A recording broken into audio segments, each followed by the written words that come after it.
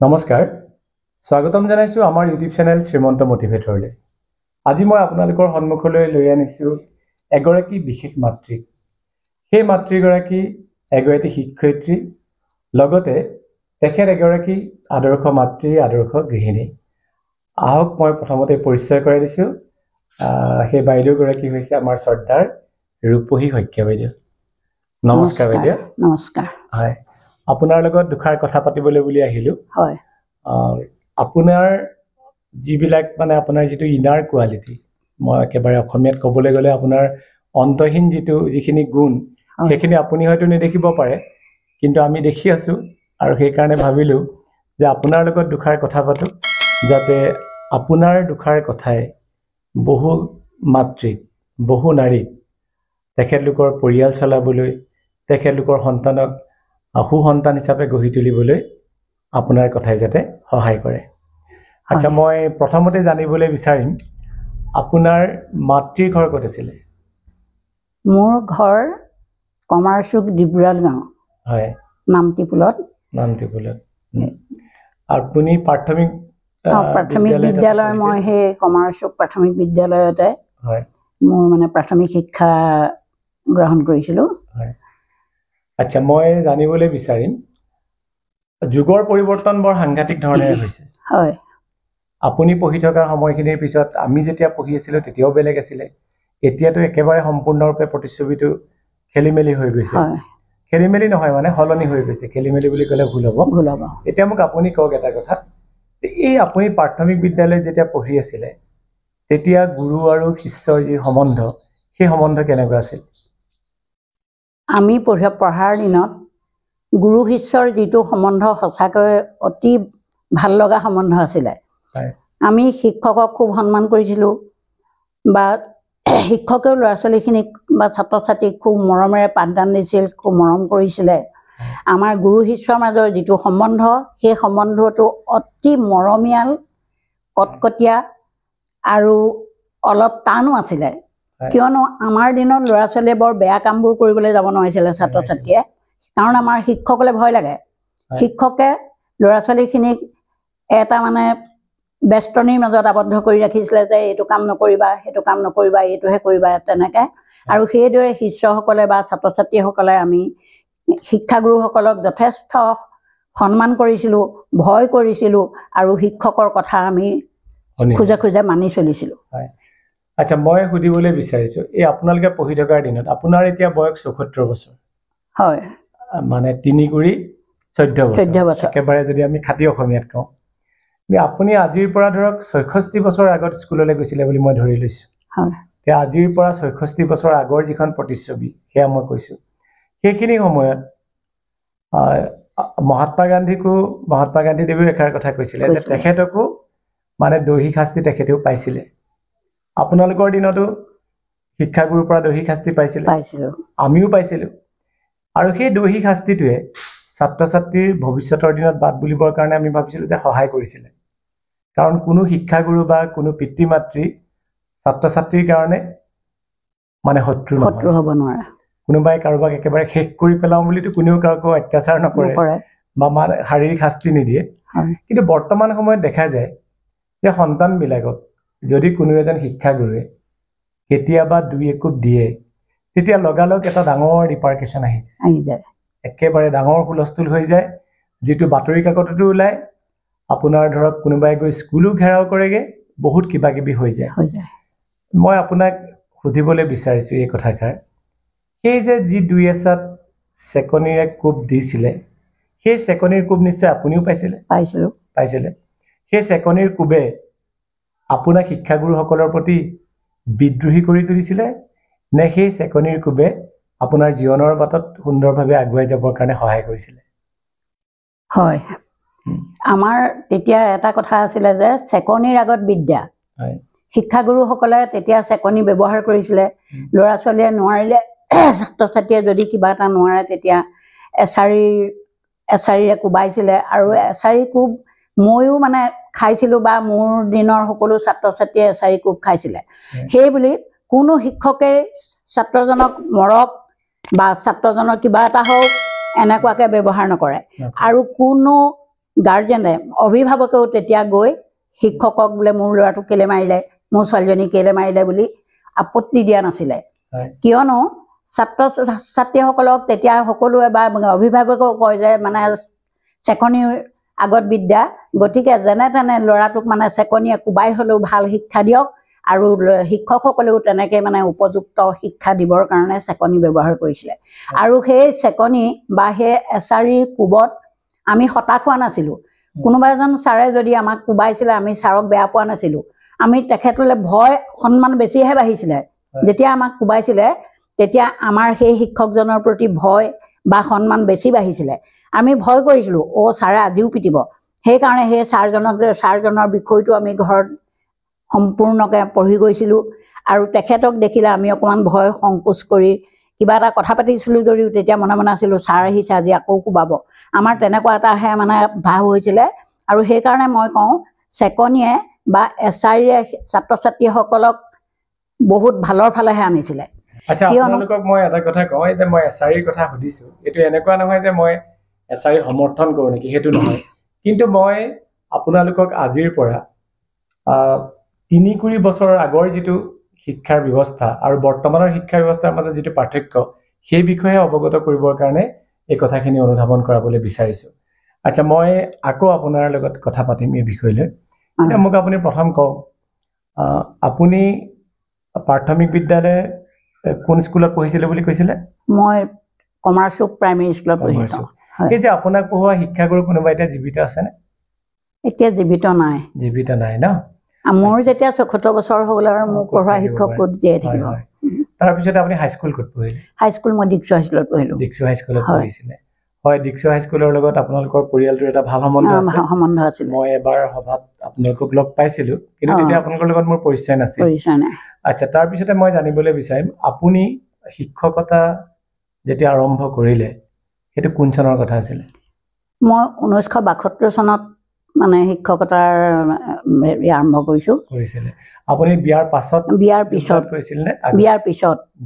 বিয়াৰ পিছত মানে মোৰ অলপ কম বয়সতে বিয়া হৈছিলে। মই হায়াৰ ছেকেণ্ডেৰী, আমাৰ দিনত আছিলে প্ৰি ইউনিভাৰ্চিটি। প্ৰি ইউনিভাৰ্চিটি পাছ কৰাৰ পিছতে মোৰ বিয়া। তাৰপিছতে তেতিয়া মোৰ চাকৰি নাই, দেউতাকে চাকৰি কৰে, আৰু মোৰ ল'ৰা দুটা জন্ম হোৱাৰ পিছতহে মই চাকৰি পাইছিলোঁ 1972 চনত। আচ্ছা, আপোনাৰ পিতৃ মাতৃয়ে কি কৰিছিল? মোৰ দেউতা, আমি আই বুলি কওঁ, মা বুলিও নকওঁ তেতিয়া। আই দেউতাই একো নকৰে, এনেই ঘৰুৱা কাম বন কৰে আৰু খেতি পথাৰ কৰে। মই একেবাৰে দুখীয়া প্ৰথমটি মানে খাই থকা মানুহৰ ঘৰৰহে মই ছোৱালী। খাই থকা মানুহৰ ঘৰৰ ছোৱালী আছিলে, কিন্তু এটা কথা আপুনি উপলব্ধি কৰেনে, আপোনালোক কিন্তু তেতিয়া সুখী আছিলে, হয়নে? হয়। এতিয়া মানুহবিলাকৰ এনেকুৱা হৈছে যে, মই মোৰ নিজৰ কথাই কৈছোঁ, আমাৰ ঘৰত 5টা ল'ৰা ছোৱালী, মোৰ মা দেউতাৰ মানে সন্তান, মই আটাইতকৈ সৰু। দেউতাৰ চাকৰি নাছিলে, খেতি কৰিছিলে। আমি কেতিয়াবা ঢেকীয়া ভাত খাইছিলোঁ, কেতিয়াবা কচুৱে ভাত খাইছিলোঁ, কিন্তু আমি অভাৱ বুলি কোৱা বস্তুটো ইমান উপলব্ধি কৰিব পৰা নাছিলোঁ। কিন্তু আজিৰ তাৰিখত মই চাকৰি কৰোঁ, য'ত মানে আপোনাৰ এজন শিক্ষকে যিটো দৰমহা পাব লাগে সেইটোৱে পাওঁ, কিন্তু তাৰপিছতো দেখোন অভাৱবোৰ নুগুছে। এই যে বৰ্তমান সময়ত মানুহবিলাক ইমান অভাৱী, আপুনি কি কাৰণে মানুহবিলাক ইমান অভাৱী বুলি ভাবে? বৰ্তমান মানুহবিলাকৰ যে ইমান অভাৱ অনাটন হৈছে, সেইটো হৈছে মানুহবিলাকৰ কিবা এলেহুৱা এটা স্বভাৱ হ'ল। আজিকালি মানুহে মানে ঘৰৰ নিজৰ কৰ্তব্যখিনি ভালকৈ কৰিবলৈ নিবিচাৰে। আমাৰ দিনত যদিও আমি একেবাৰে দুখীয়া মানুহৰ ঘৰৰ ছোৱালী আছিলোঁ, মই মোৰ আই দেউতা ককাইদেউ 3জন, ছোৱালী একমাত্ৰ মই। আমাৰ পৰিয়ালটো বৰ বেছি ডাঙৰ নহয়, কোনো চাকৰি বাকৰি নাই আমাৰ ঘৰত, কিন্তু আমি সুখেৰে খাইছিলোঁ মানে আমি সকলোৱে কাম কৰিছিলোঁ। মই স্কুললৈ যোৱাৰ আগত ৰুবলৈ যাওঁ, স্কুলৰ পৰা বন্ধ দিনাটো ধান দোৱা আৰু ঘৰৰ ধান মৰা, ঢেঁকীত ধান বনা, তেতিয়া ৰাইচ মিল নাছিল, সেইবিলাক সকলো কাম কৰিছিলোঁ। তাৰ মাজতো মানে তাঁত ববলৈ শিকিছিলোঁ বা চিলাই তিলাই কৰা, এইবিলাক কামো মই কৰিছিলোঁ। আগৰ প্ৰত্যেকে, অকল মই বুলিয়ে নহয়, সকলো ল'ৰা ছোৱালীয়ে ঘৰুৱা কামত দেউতাক মাকক সহায় কৰে, গৰু ছাগলী অনাকে আদি কৰি বা পথাৰৰ কামত, ঘৰুৱা কামত সকলোতে সহায় কৰে। ল'ৰা ছোৱালীবোৰে মানে কামৰ প্ৰতি আগ্ৰহী আছিল। আপুনি এইটো অনুভৱ কৰেনে যে এটা সময়ত আমাৰ মানুহবিলাকৰ জীৱনবোৰ শান্তিপূৰ্ণ আছিলে, কিন্তু বিলাসী নাছিলে? বৰ্তমান সময়ত মানুহৰ জীৱনবোৰ বিলাসী হৈছে, আৰু সেইকাৰণে মানে অভাৱটো বেছি হৈছে।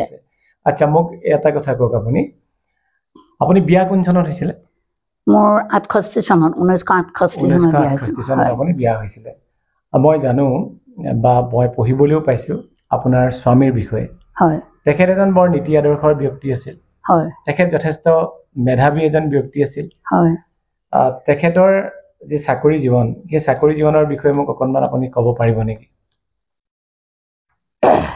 আমাৰ দেউতাক মানে মোৰ স্বামী হয় দীক্ষা হাইস্কুলৰ প্ৰতিষ্ঠাপক শিক্ষক হয় এখন স্কুল প্ৰতিষ্ঠা কৰিবলৈ যাওঁতে বহু কষ্ট ভোগ কৰিবলগীয়া হয় তেনেকে কষ্ট ভোগ কৰি স্কুলখন প্ৰায় চৰকাৰীকৰণ হোৱালৈকে টকা পইচাও তেনেই তাকৰ 80 টকা নাই কিমান 60 টকা নাই 80 টকা দৰমহা পায় তেনেকে চাকৰি কৰি আছিলে আৰু মোক অনাৰ পিছতো 60 টকা না 80 টকাহে দৰমহা পায় মই কিন্তু কোনোদিন নাজানিলোৱে যে দেউতাকে ইমানকেইটা দৰমহা পায় বা এইকেইটাহে পইচা পায় এইটো মোক নকৰিবা আমি ইমান বিচাৰিবলৈও হেৰি সুধিবলৈও মানে ইচ্ছা নকৰোঁ আৰু তেতিয়া আমাৰ ইমান মানে যিটো আজিকালি লাক্সাৰিয়াছ সেই অৱস্থাটো আমাৰ নাছিলে মানে দীক্ষা স্কুলত কৰি থাকোঁতে তেখেতে নাইট কলেজত বিএ কৰিছিলে ন দেউতাকে প্ৰথমতে তেনেকৈ ভেঞ্চাৰ স্কুলত কৰিছিলে পইচা সেইকেইটা পায় তাৰপিছতে তেতিয়া গ্ৰেজুৱেশ্যন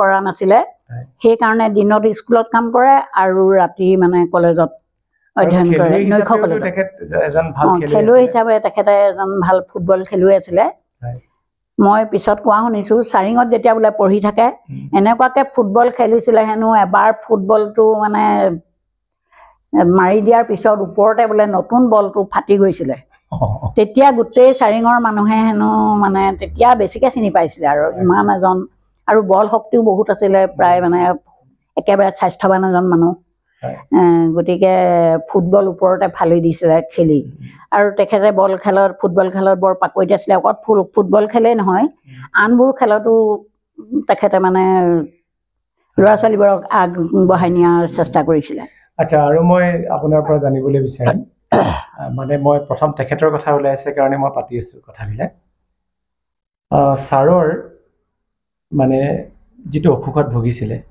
সেয়া যদি মোৰ যদি ভুল হোৱা নাই তেতিয়াহ'লে তেখেতৰ ব্ৰেইন টিউমাৰ তেখেতে দৃষ্টিশক্তি হেৰুৱাই পেলাইছিলে হয়নে হয় তেখেতে দৃষ্টিশক্তি হেৰুৱাই পেলোৱাৰ পিছতো কিন্তু তেখেত এজন বৰ সবল মানে মানসিক শক্তিৰ এজন ব্যক্তি আছিল হয়নে নহয় হয় আপুনি মোক এই কথাষাৰ কওক যে বহু মানুহৰ ক্ষেত্ৰত মই দেখোঁ যেতিয়া কোনোবা এটা মানে ৰোগত এজন ব্যক্তি আক্ৰান্ত হয় তেখেতলোক একেবাৰে ভাগি পৰে হতাশ হয় কিন্তু ছাৰৰ ক্ষেত্ৰত সেইটো অলপ ব্যতিক্ৰম আছিলে তেখেতে দৃষ্টি হেৰুৱাই পেলাইছিলে দৃষ্টি হেৰুৱাই পেলোৱাৰ পিছতো কিন্তু তেখেতে এটা সুদীৰ্ঘ সময় জীৱন নিৰ্বাহ কৰিছিল সেই সময়খিনি তেখেতে কেনেধৰণে অতিবাহিত কৰিছিল আমাৰ দেউতাকৰ 1983 চনতে অসুখটো আৰম্ভ হৈছিলে প্ৰথম ডিব্ৰুগড়ত বহুতবাৰ নি দেখুৱাইছোঁ আৰু ল'ৰাকেইটাও সৰু সিমান সুবিধাবোৰো নাছিলে ৰাস্তা পদূলিও বেয়া তথাপিতো আমি ডিব্ৰুগড়লৈ কেইবাবাৰো নিছোঁ ডিব্ৰুগড়ত নাই বেমাৰ ধৰা নপৰে 2 বছৰমান তেনেকৈ গ'ল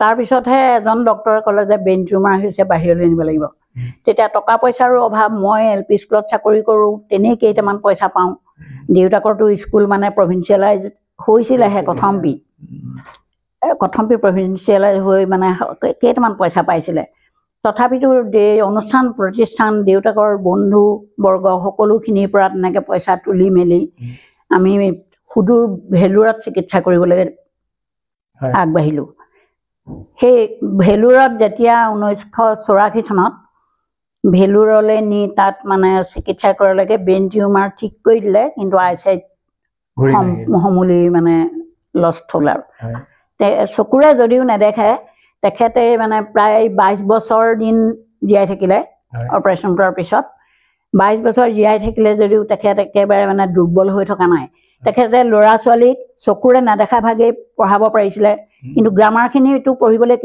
শিকাবলৈ কিতাপ নালাগে আৰু আজিকালি শিক্ষকৰ নিচিনা শিক্ষকো নাছিলে এজন মানে ভাল শিক্ষক বুলিয়ে ক'ব লাগিব তেখেতে চকুৰে নেদেখা ভাগতে মেট্ৰিক দিয়া ল'ৰা ছোৱালীবোৰক ইংৰাজী পঢ়াইছিলে গ্ৰামাৰ পঢ়াইছিলে আৰু ঘৰুৱা কামতো তেখেতে ইমানেই কাম কৰিছে সৰু সৰু মানে হেৰি কিনি লৈছিলে এখন কি বুলি কয় এইটো মাটি যে খান্দে চিপলাঙৰ নিচিনা সৰুকৈ বনোৱাই নাই আইডিয়া আছিলে বহুত আইডিয়া আছিলে তেখেতৰ মিষ্টিক তেনেকৈ কৈ কমাৰ ওচৰত তেনেকৈ বনোৱাই আনি বহি বহি হাতেৰে মাটি খুচৰি কবি খেতি কৰিছিলে এইটো মানে তেতিয়া চকুৰে একদম চকুৰে নেদেখা অৱস্থাত চকুৰে নেদেখা হ'ব। এটা কবি 4 কেজি ওজন হৈছিলে তেতিয়া আমাৰ ঘৰতে প্ৰথম বন্ধাকবি ওলকবি কবি খেতি কৰে দেউতাকে নেদেখা অৱস্থাত কৰা কবি এটা কবিৰ ওজন মানে 4 কেজিলৈকে হৈছিলে সব কামতে তেখেতে মানে আগবাঢ়ি গৈছিলে যদিও নেদেখে যদিও দেখা 10 জন মানুহৰ সমান তেখেতে কাম কৰিছিলে 10 জন দেখা মানুহৰ সমান শৈশৱৰ বয়স কিমান আছিলে মানে তেখেত কি পঢ়ি আছিলে 83 তেতিয়া মোৰ ডাঙৰ ল'ৰাটো শৈশৱ সি ক্লাছ 8ত তাৰপিছত যেতিয়া দেউতাকৰ অসুখ হ'ল সি স্কুল এৰি ঘৰত থাকিবলগীয়া হ'ল কিয়নো সি অকণমান ডাঙৰ আৰু সিয়ে দেউতাকক অকণমান চম্ভালিব পাৰে আৰু মই চাকৰি কৰোঁ মোৰ যদি চাকৰিটো মই এৰি দিওঁ দেউতাকক প্ৰতিপাল কৰিবৰ কাৰণে তেতিয়াহ'লেতো মোৰ পৰিয়ালটো নচলিব সেইকাৰণে আৰু কেইটা সৰুজনীটো একদমেই সৰু তাই আৰু মানে 82 চনত জন্ম অকণমানজনী দুটা ল'ৰা ছোৱালীও একদম সৰু সিহঁতি মানে দেউতাকক চম্ভালিব নোৱাৰে সেইকাৰণে ডাঙৰটোক স্কুল এৰুৱাই দেউতাকক চম্ভালিবলৈ দি মই চাকৰি কৰোঁ আৰু সি তেনেকৈ স্কুল এৰি থাকিলে তাৰপিছত যেতিয়া ভেলুৰত চিকিৎসা কৰি অনা হ'ল যদিও চকুৰে নেদেখে তেতিয়া দেউতাকক এজন সুস্থ মানুহ বুলি ক'ব লাগিব ধুনীয়াকৈ আলহী আহিলে কথা পাতিব নিজেই লাখুটিডাল লৈ যায় নিজেই ভাত খায় খালি ভাতখিনি দিওঁতে এয়া দাইল এয়া ভাজি এয়া জলকীয়া এয়া নিমখ এনেকৈ হাতেৰে দেখুৱাই দিওঁ আৰু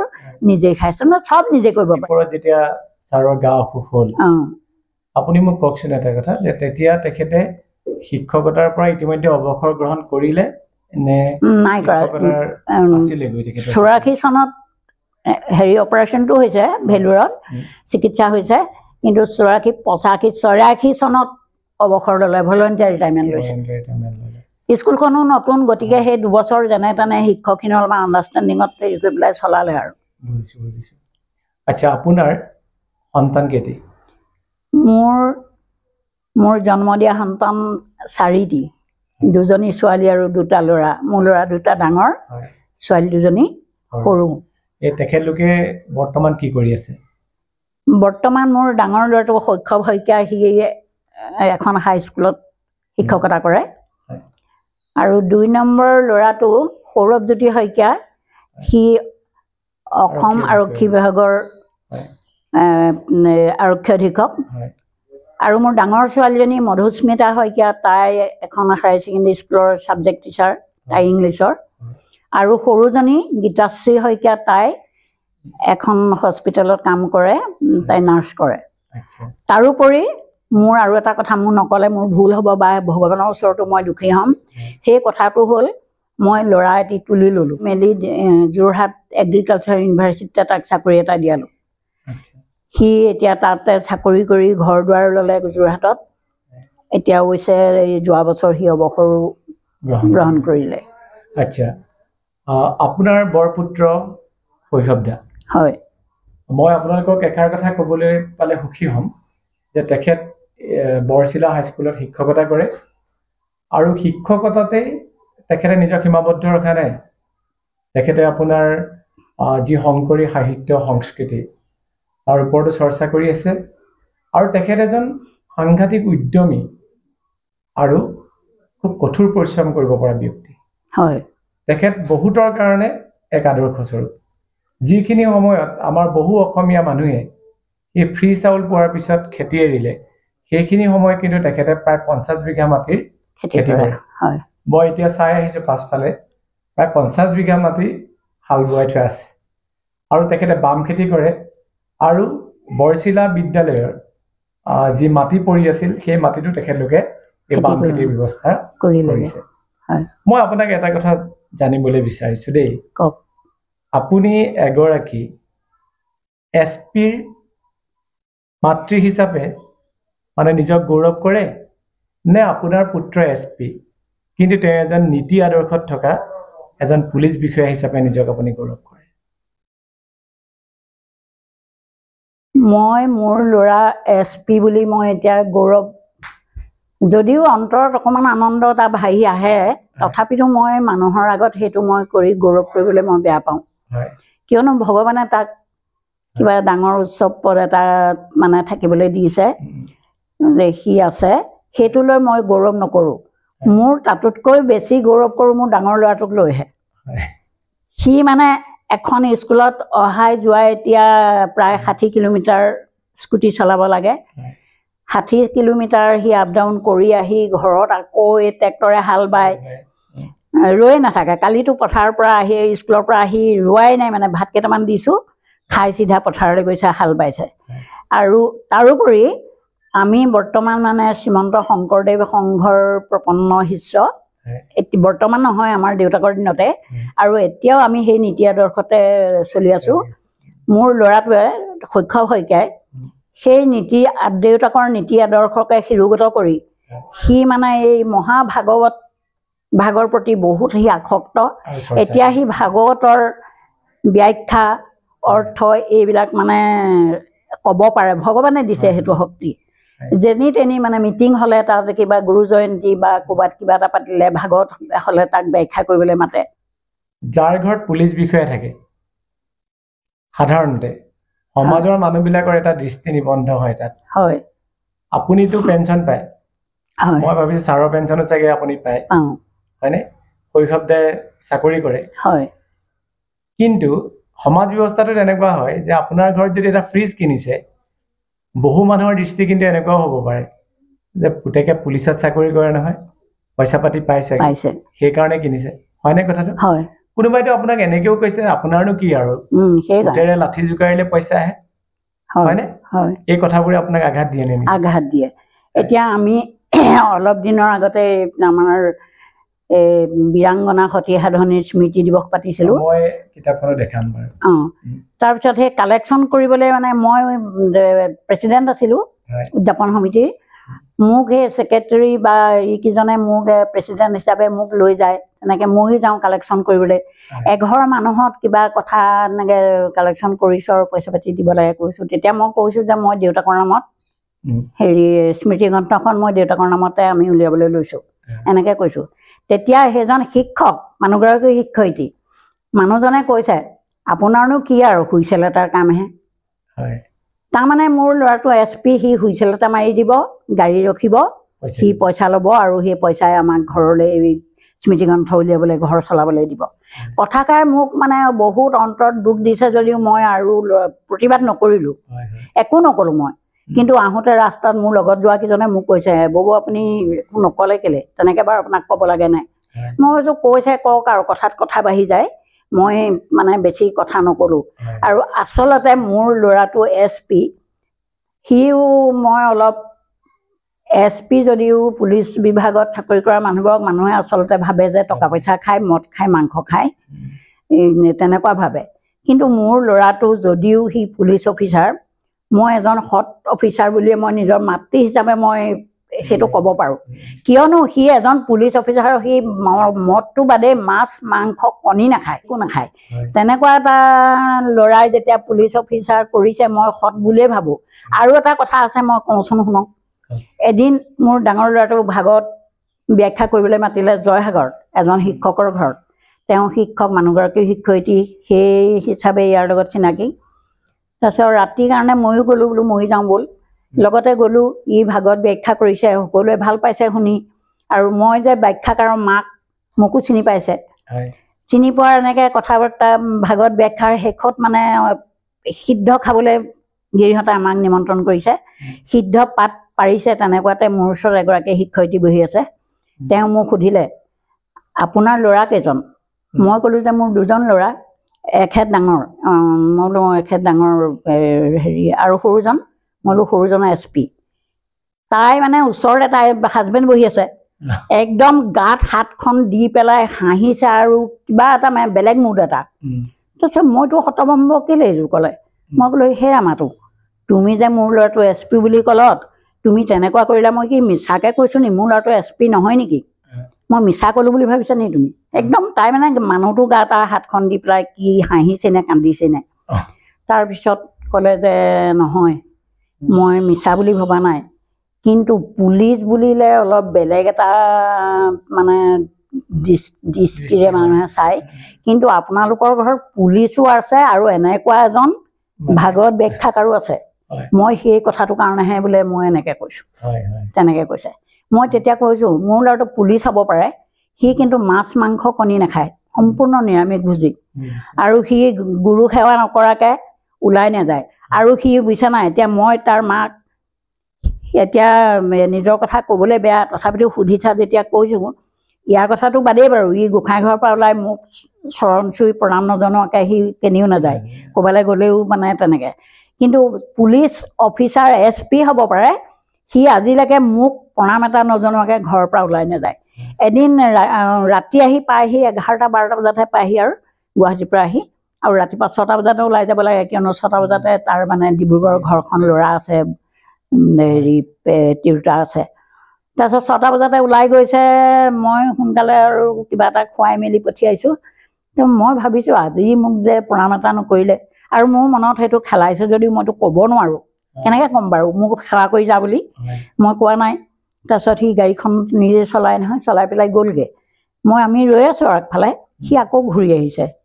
মই বোলো অ' যাম, তাক সৰু যাম বুলি মাতো, অ' যাম কি হ'ল, মোৰ বস্তু এটা থাকি গ'ল, আপুনি আহকচোন এইফালে আহক। মই বোলো কি থাকিলেনো, এনেকৈ গ'ল নহয়, আপুনি আহক।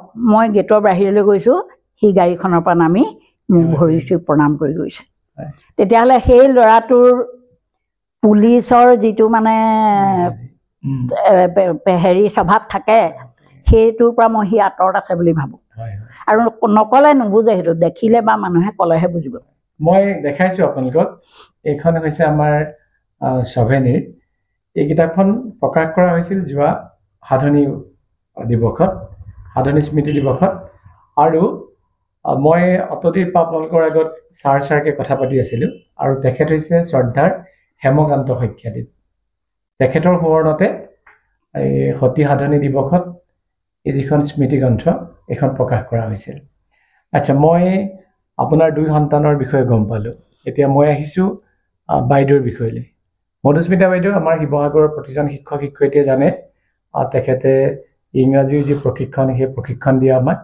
বাইদেউ KKG মেমৰিয়েল স্কুলৰ ইংলিছৰ ছাবজেক্ট টিচাৰ হয়। সেই বাইদেউক বিয়াত কোন জেগালৈ দিছে আপোনালোকে? তাইক বিয়া দিছোঁ কালুগাঁৱলৈ, কালুগাঁৱৰ কাঁহমৰা বুলি এখন গাঁও, কিন্তু সিহঁতি শিৱসাগৰ টাউনত থাকে। আৰু ভিনদেউ কি কৰে? মোৰ জোঁৱায়ে মৰাণ কলেজৰ প্ৰফেচাৰ কৰিছিলে, কিন্তু যোৱা বছৰ অৱসৰ ল'লে। তেখেতৰ নাম কৈ দিয়কচোন। মোৰ জোঁৱাইৰ নাম ডক্টৰ অমূল্য শইকীয়া। আচ্ছা, আৰু সৰুজনী বাইদেউ ক'ত বিয়া? সৰুজনী ছোৱালী মই বিয়া দিছোঁ সোণাৰীলৈ। তাইৰ নাম গীতাশ্ৰী শইকীয়া। তাই সৰু সৰু বুলি খুব মৰম কৰোঁতে কৰোঁতে তাই ডাঙৰকেইটাৰ নিচিনাকৈ পঢ়া শুনাটো আগবাঢ়িব নোৱাৰিলে। তথাপিও হায়াৰ ছেকেণ্ডেৰী পাছ কৰিলে। তাৰপিছত গুৱাহাটীৰ ৰেড ক্ৰছতে নাৰ্ছিং ট্ৰেইনিংটো কৰাই আনিলোঁ। তাৰপিছত এতিয়া তাই এখন হস্পিটেলৰ নাৰ্ছ হিচাপে কৰ্মৰত। আপোনাৰ আটাইকেইটি সন্তান সমাজৰ কাৰণে উৎসৰ্গিত বুলি আমি ক'ব পাৰোঁ, কাৰণ ডাঙৰজন দাদাই শিক্ষকতা কৰে, তেখেতে ভৱিষ্যত প্ৰজন্মক আগবঢ়াই লৈ গৈছে এখন সুন্দৰ ভৱিষ্যতৰ সমাজ মানুহক উপহাৰ দিবৰ কাৰণে। আপোনাৰ দ্বিতীয়জন সন্তান, তেখেত হৈছে সমাজৰ অত্যন্ত প্ৰহৰীস্বৰূপ। মই দাদাৰ কথা কৈছোঁ, হয়, কাৰণ যিহেতু তেখেতে, আমি জানো যে আৰক্ষী বিভাগৰ ডিউটি মতেতো শুবলৈ নাপায় তেখেতলোকে, গতিকে 24 ঘণ্টা তেখেতলোকে জাগি আমি শুই থকা মানুহবিলাকক নিৰাপত্তা দি আহিছে। আৰু মধুস্মিতা বাইদেউ, তেখেতেও শিক্ষকতা কৰি সমাজৰ কাৰণে সুনাগৰিক সৃষ্টি কৰিছে। আৰু আপোনাৰ আটাইতকৈ সৰুগৰাকী কন্যাৰ কথা আপুনি ক'লে যে তেওঁ বেছি নপঢ়িলে। মই ভাবিছোঁ ভাল হ'ল বেছি নপঢ়িলে। তেওঁ যদি বেছি পঢ়িলেহেঁতেন, তেওঁ হয়তো বেলেগ এটা লাইনত গ'লহেঁতেন, যিটো লাইনত হয়তো সমাজৰ কাৰণে কিবা এটা কৰাতকৈও তেওঁৰ ব্যক্তিগত লাভালাভো থাকিব পাৰিলেহেঁতেন। এতিয়া তেখেতলোক আচলতে মানে মৰ্ত্যৰ ভগৱানৰ অংশস্বৰূপ। তেখেতলোক এই নাৰ্ছসকল হওক, ডাক্তৰসকল হওক, তেখেতেও সমাজৰ কাৰণে বহুখিনি কৰি গৈছে। গতিকে আপুনি এগৰাকী সুযোগ্য মাতৃ। ভগৱানৰ কৃপাত ভগৱানে প্ৰাৰ্থনা জনাইছোঁ আপোনাৰ সন্তানৰ প্ৰতি যি ত্যাগ, সন্তানক গঢ়ি তোলাৰ ক্ষেত্ৰত আপুনি যিখিনি কৰিলে সেইখিনি সঁচাকৈ অতুলনীয়। আচ্ছা, আপুনি 68 চনত বিয়া হৈছিল, আৰু বিয়াৰ 15 বছৰৰ পিছতেই আপোনাৰ স্বামীয়ে দৃষ্টিশক্তি হেৰুৱাই পেলাইছিল। আজিৰ তাৰিখত অপ্ৰিয় হ'লেও এটা কথা সত্য আমি ক'ব লাগিব যে আজিকালি কিন্তু বহুত বোৱাৰী অবাতে গৈছে। আৰু মই কেৱল বোৱাৰী বুলিয়ে নকওঁ, বহুত স্বামীও আবাতে গৈছে। মই এনেকুৱা ধৰণৰ বোৱাৰী মানুহ লগ পাইছোঁ যি কান্দি কান্দি মোলৈ ফোন কৰে যে ছাৰ মোৰ কেঞ্চাৰ হৈ আছে, মানুহজনে মোক ঘৰলৈ পঠাই দিলে যে তুমি কেইদিনমান ঘৰত থাকি আহাগে। তাৰপিছতে ছাৰ মই খবৰ পাইছোঁ যে মোৰ মানুহজনে দ্বিতীয় বিবাহ কৰিছে। অতি দুখৰ কথা। আৰু এনেকুৱাও বহু মই স্বামী পাইছোঁ যি স্বামীয়ে মোলৈ কান্দি কান্দি ফোন কৰিছে যে মই এটা অসুখত ভুগি আছোঁ আৰু বৰ্তমান সময়ত মোৰ পত্নী বা পৰিবাৰে মোক গুৰুত্ব নিদিয়ে। তেওঁ আকৌ আনৰ লগত অবৈধ সম্পৰ্ক গঢ়ি তুলি তেওঁ হয়তো মোৰ কাষৰ পৰা এদিন আঁতৰি যাবলৈও প্ৰস্তুত হৈছে মানসিকভাৱে। এই যে মানুহবোৰৰ এইটো নৈতিক এটা স্খলন বুলি মই ভাবিছোঁ। এটা দায়িত্বৰ প্ৰতি তেওঁলোকৰ অৱহেলা, এটা নৈতিক স্খলন, মানুহৰ যি এক শান্তিময় পৰিৱেশৰ বিপৰীতে এটা ভোগবাদী তেওঁলোকৰ মানে জীৱন ধাৰণৰ এটা হেঁপাহ, তেনেকুৱা ধৰণৰ কথা। মোৰ আপোনাৰ পৰা জানিবলৈ মানে মন গৈছে এটা কথা, এই যে বিয়াৰ 15 বছৰৰ পাছতেই আপোনাৰ সন্তানকেইটি তেতিয়ালৈকে তেখেতলোকে নাগৰিকত্বই পোৱা নাই, সৰুটি সন্তানে আপোনাৰ 2 বছৰমান হৈছে, 82 ন, 1 বছৰ হৈছে তেখেতৰ। এই যে ইমান এটা কম বয়সতে আপুনি আপোনাৰ স্বামীৰ এনেকুৱা এটা যন্ত্ৰণাময় সময়ৰ লগত আপুনি সহবাস কৰিবলগীয়া হয়, সেই কথাটোত আপোনাৰ কেতিয়াবা মনত অকণমান দুখ জাগিছিল নেকি? ভাবিছিল নেকি এয়া আপোনাৰ জীৱনটোত কিবা এক দুৰ্ভাগ্য বুলি? দুৰ্ভাগ্য বুলি নভবা নহয়, ভাবিছোঁ। বহুতো মানুহৰ দেখিছোঁ স্বামীজন বৃদ্ধ বয়সলৈকে লগত থাকে বা সকলো কামতে সহায় সহযোগিতা আগবঢ়ায়, কিন্তু মোৰ সেই ইমান কম বয়সতে মোৰ স্বামীয়ে মোক মানে জীয়াই আছে, তেখেতে মোক কথাৰে বহুত সহায় সহযোগ কৰিছে, কিন্তু হাতেৰে বা কৰ্মৰ কৰি পেলাই তেনেকুৱা হেৰি কৰিব নোৱাৰা হ'ল। সেইটো অকণমান দুখৰ বিষয়, বহুত দুখ লাগিছে। দুখ নালাগিব কিয় বাৰু? এইটোতো এটা দুখ লগাৰ কথা। যেতিয়া এজন স্বামী কৰবালৈ যায় তেতিয়া মানুহগৰাকীৰ মুখখন চাই যায় যে তুমি ভালে থাকা, মই আহিমগৈ অলপ পিছত, হয়নে? কিন্তু আপোনালোকৰ বিয়াৰ 15 বছৰৰ পাছতেই তেখেতেতো দৃষ্টি হেৰুৱাই আৰু স্বামীয়ে এযোৰ কাপোৰ আনি পত্নীক দি পেলাই ভাবে যে এই কাপোৰযোৰে মোৰ মানুহজনী কেনেকুৱা লাগিব, কিন্তু তেখেতে হয়তো আপোনাক কাপোৰ এযোৰ আনি দিছে, কিন্তু তেখেতে আপোনাক দেখা নাই। সেই কথাখিনি নিশ্চয় আপোনাৰ বুকুৰ ক'ৰবাত অকণমান নহয় অকণমান সময়ৰ কাৰণে হয়তো খুন্দি আছে নিশ্চয়, হয়নে? আচ্ছা, গতিকে মই এই কথাটো আপোনাক এইকাৰণেই প্ৰশ্ন কৰিছোঁ যে আপুনি 15 বছৰ বিয়াৰ 15 বছৰৰ পিছতেই আপোনাৰ স্বামীয়ে দৃষ্টি হেৰুৱালে, আৰু দৃষ্টি হেৰুৱাৰ পিছত তেখেতৰ যিখন যুঁজ, সেই যুঁজখনৰ লগত আপুনি সদায় সহযোগী হৈ তেখেতক সদায় যুঁজ কৰি থাকিবলগীয়া হ'ল। আৰু 2002 চনলৈকে তেখেতৰ গোটেই জীৱন, আপুনি 68 চনৰ পৰা 2002 চনলৈকে আপুনি তেখেতক সহযোগিতা আগবঢ়ালে আৰু তেখেতৰ সহধৰ্মিনী হিচাপে, অৰ্ধাংগিনী হিচাপে আপোনাৰ কৰ্তব্য কৰি গ'ল। গতিকে আপোনাৰ নিচিনা এগৰাকী পত্নী সকলো নাৰীৰ কাৰণে আচলতে আদৰ্শ আৰু অনুকৰণীয় ব্যক্তি। সেইকাৰণে মই এই কথাষাৰ উলিয়ালো। আচ্ছা, এতিয়া মই আপোনাৰ কথা পাতিলোঁ, আপোনাৰ সন্তানৰ কথা পাতিলোঁ, কিন্তু মোৰ এটা কথা থাকি গৈছে নহয়, সেয়া হৈছে আপোনাৰ বোৱাৰী দুগৰাকীৰ বিষয়ে কওক অকণমান। হয়, মোৰ বোৱাৰী দুগৰাকী, ডাঙৰ বোৱাৰী তাইৰ নাম সবিতা শইকীয়া, তাইক কালুগাঁৱৰ পৰা বিয়া পাতিছোঁ। বৰ্তমান তাইও এতিয়া ঘৰত নাথাকে, তাই সৰু ল'ৰাটো ডিব্ৰুগড়ৰ সম্পূৰ্ণ কেন্দ্ৰীয় বিদ্যালয়ত পঢ়ে, ভাড়া ঘৰ এটা লৈ আছে, গতিকে এই ল'ৰাৰ লগত বোৱাৰী থাকেগে ঘৰত। এতিয়া মই ল'ৰাটোৰ লগত আৰু গোটেই ৰন্ধা বঢ়াকে আদি কৰি সেইখিনি কৰোঁ। সৰু বোৱাৰী তাইৰ নাম ৰিংকুমণি শইকীয়া, তাইক এই কোঁৱৰপুৰৰ পৰা বিয়া পাতিছোঁ। তাইৰ মোৰ সৰু ল'ৰাটোৱে ডিব্ৰুগড়ত ঘৰ এখন পাতিলে, তাতে তাইৰো ল'ৰা দুটা, সেই ল'ৰা দুটাৰ সৈতে তাই ডিব্ৰুগড়ত থাকে, ল'ৰা পঢ়াইছে, ডাঙৰটিয়ে এইবাৰ মেট্ৰিক পাছ কৰিছে, সেই সৰু বোৱাৰীও সেই ডিব্ৰুগড়তে থাকে। আচ্ছা, বোৱাৰী দুগৰাকী ভালনে? ল'ৰাকেইটাৰ কথা ভাল বুলিয়ে ক'ব লাগিব, ল'ৰা ভালেই, বোৱাৰী ভাল। এতিয়া আজিলৈকে মোক বোৱাৰীয়ে তেনেকুৱা বেয়া ব্যৱহাৰ কৰা নাই বা বেয়া কথা ক'বলৈ সুবিধা পোৱা নাই। কেতিয়াবা বোৱাৰী কিবা কথাত খং উঠিলেও, এজনী বাৰু সৰুজনী আঁতৰতে থাকে, তাইৰ লগত ইমান হেৰি নহয়, আলহী নিচিনাকৈ আহে যায়। ডাঙৰজনী এতিয়া এই যোৱা বছৰৰ পৰাহে আঁতৰি আছে। তাই কিবা এটা মোক টানকৈ কেতিয়াবা ক'লেও মোৰ ডাঙৰ ল'ৰাটোৰ আগত ক'বই নোৱাৰে, সি পোনে ক'ব মাক কেলে তেনেকৈ কৈছা। গম পাইছোঁ। এতিয়া সিদিনা ঘৰলৈ আহিছিলে, ভাগৱত পাঠ হৈছিলে, ভকত কেইজনমান আহিছে, ময়ো মানে ল'ৰা চাহ তাহ দিয়াত অকণমান বোলো সহায় কৰি দিওঁ। ই আকৌ কৈছে মাক কেলে কাম কৰিবলৈ দিছে, মায়ে অকলে অকলে কৰিয়ে থাকে, এতিয়া ছবিতা তুমি থাকোঁতে মায়ে কেলে কাম কৰিব লাগে।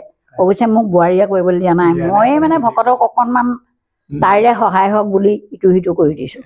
মোক বোৱাৰী কেইজনীও তেনেকুৱা বেয়া মাত কথা বা বেয়া ব্যৱহাৰ নকৰে।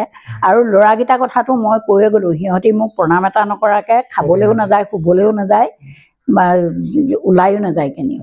আচ্ছা, একেবাৰে শেষত এটা শব্দত আপুনি মোক ক'ব দেই, এটা শব্দত উত্তৰটো। বোৱাৰী নিজৰ যি হ'ব পাৰেনে? এটা শব্দ কওক, পাৰে বা পাৰে। পাৰে। আৰু শাহু বোৱাৰীৰ কাৰণে মাক হ'ব পাৰেনে? পাৰে। গুড। মই গুড বুলিয়ে কৈছোঁ, মানে ভাল লাগিছে কথাষাৰ, মোৰ স্পণ্টেনিয়াছলি ওলাই গৈছে, আপোনাৰ বুলি ওলাই গৈছে কথাষাৰ। খুব ভাল কথা এষাৰ মায়ে কৈছে, বোৱাৰী যি হ'ব পাৰে আৰু শাহু মাক হ'ব পাৰে। গতিকে প্ৰতিগৰাকী বোৱাৰী শাহুৰ কাৰণে কন্যা হওক নিজৰ, আৰু প্ৰতিগৰাকী শাহু বোৱাৰীৰ কাৰণে মাক হওক। হয়। ভগৱানে ভালে কুশলে ৰাখক। আপোনাৰ লগত বহুখিনি কথা পাতিলোঁ, বহু পতাৰ পিছতো বহু কথা থাকি যায় আচলতে। ভৱিষ্যতৰ দিনত আকৌ আপোনাক লগ পাম, ভগৱানে কুশলে ৰাখক।